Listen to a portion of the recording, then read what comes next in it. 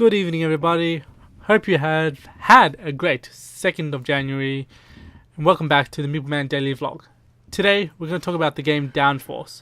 But before I get into the game, let me rewind and tell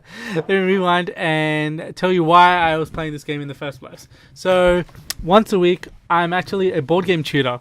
So what is a board game tutor, you ask? Well, it's just like any other tutor, whether you're teaching maths or science, but instead I go around and teach board games. Now, the game we played today was Downforce.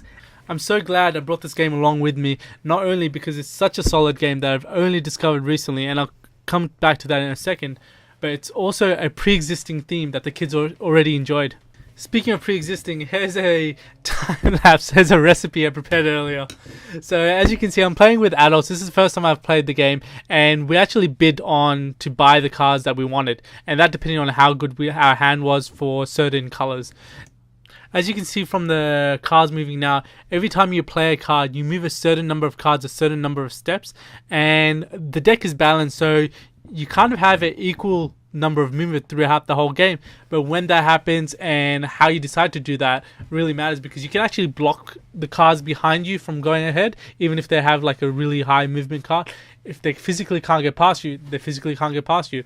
The other thing is you can notice these checkpoints, and every time you pass a checkpoint, you've got to bet on who you think is going to win the race. So you can make money even if your card doesn't win. So that added element, it gets a bit tricky when it comes to kids, because you're not only just betting on things, you're also bidding on cards. And so what Downforce does is it's got a beginner set of rules that allows you to actually get rid of all those and play the basic game without special abilities or powers, without the betting, without the bidding. And I found that to be incredibly amazing when I was teaching these kids. Because truth be told, a lot of games, if you take out certain rules, the game just collapses. Whereas with Downforce, it just streamlines the game into a very easy concept that kids can recognize.